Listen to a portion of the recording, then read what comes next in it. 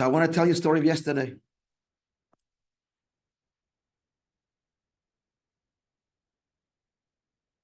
And yesterday's when? Tuesday. So Tuesday, as you saw, I posted a picture. I'm just going to tell you one thing. I took a Yid. He won't mind if I say who he is. He was there. I'm gonna ask you how you know. Yeah, how do you know Rob? How do I know Rob Feiner? So you know Rob Feiner. He was the president of the Y. So you know Rob. It's a long story. He won't mind sharing because he shares the story. Just bekitzer, long, maybe bekitzer. When was Mumbai, friends? 2009. How many years ago was this? 2008. Rahman Litzon, how many years ago was that? How many years ago was 2008? 16. Huh? 16. It was 2008. 16 years. You give out 16 years. So as you know, that wasn't a simple matter. Federation made a vigil, and I spoke there. With other members of other faiths. Sorry. Rahman Litzon, October 7, also, I was asked to speak and spoke. There were thousands of people there at October 7th in Federation. As I'm walking out, there's a fellow standing there, striking face. He's wearing a gray hat. There's throngs, and we're moving out. And he says to me that he remembers what I said, Mumbai, and it's affected his life. And what I said today, and the words he used, strong words. Your name, nothing. It wasn't tight. Finished. Just remembered his face.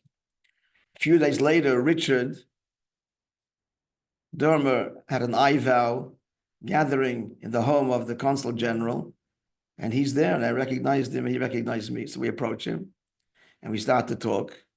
And it took 6 months before he was able. I left, traveling, things happened, to come to the house Friday night for a dinner, for Shabbos dinner. And since then, we become very close friends. We learn every Friday. He comes every Friday. We learn, Chassidus, learn. He's educated, very educated fellow. And he's, Baruch Hashem, was on a journey. So Tuesday, I took him to the Oyel. It's the first time they're going to the Oyel. I'll let him tell the story of the Oyel. And then we went to 770. But I want to just tell you this. So this is Rob, 6th generation Canadian. 6th generation. The Feiner used to have, he tells me, the grandfather had a dress store, series of stores in Quebec. Anyway, so we went to 770. And my son, Lisa David, we went first for lunch, met my kids, went to 770, and outside a picture. So standing outside on the sidewalk of 770, there's a Chassidic guy, not Chabad, Lanka Pace, the whole bit. And he's just standing on the sidewalk there. And so Rob and I are in front there, and he looks, and Lisa David's about to take the picture, and he said, do you want to be in the picture? He says, because he was like really close. He said, no, his hands on the side. Take the picture, right? The fellow's just standing there. So I don't know if I asked him, but he introduced himself. His name, Yoeli Neumann. Yoeli Neumann, yeah, he says, my father and uncle are the founders and financiers of Tosh. Tosh, a younger man, born and bred in Tosh. If you know the Neumann family, they're very wealthy, and the founders and very philanthropic.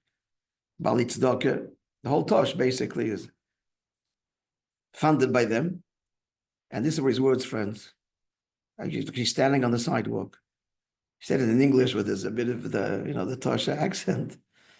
He said, the Hungarian accent, I'm standing here, I'm imagining the Rebbe walking out of 770, walking down the steps. Guess you've seen a video of it. And he's just, and then him and Rob shake hands. It is, most important, his first time in 770. He just came. I don't know if he's going inside, I don't know. He just came, and he's standing there, and he's just being misbehaved and thinking.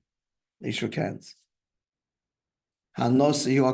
The Rebbe's presence, the unity of Neshamas Yisrael with every passing day is become the embrace, is getting greater and deeper and greater.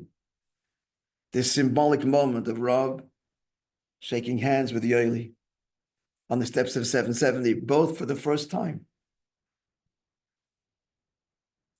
The story doesn't end there. That's the story. I'll just say that we went back to LaGuardia. So I went on to Toronto and Rob went back to, I spoke in Toronto 2 nights ago, and then Fabrengen, and Rob went back to Montreal. It's a crazy story. It's getting late, but we meet, it turns out his cousin, Neumann's cousin, first cousin there. Anyway, that's a whole providential meeting. Also, his first cousin, born and bred in Thailand, he's the son of the other brother. How we met, and I even bothered to ask his name, and he says Neumann. And he didn't look so, he was, Swedish guy, but not open pace. And I just said, Neumann, we just met a guy, really Neumann. It's a really silly question. Are you related? He said, yeah, it's my cousin. And then what do you do? And the whole shidduch happened. A financial shidduch happened then for the benefit of the white, the Jewish community. He's coming, the cousin's coming for one night. Last night he was here in Montreal, went back already. And but also he missed his plane. He came back and they met Hashgacha Pratis and Hashgacha Pratis, meeting the cousin and the benefit that then ensued. I call upon him. Anasi Akel, as the clock ticks, we get closer to Mashiach's coming, the Rebbe's presence, the search for the Rebbe's message, the Rebbe's neshama, the achtos of Klal Yisrael becomes greater and greater and more tangible in every corner of the world, in every extreme of the world. Rob and Yoeli shaking hands on outside 770.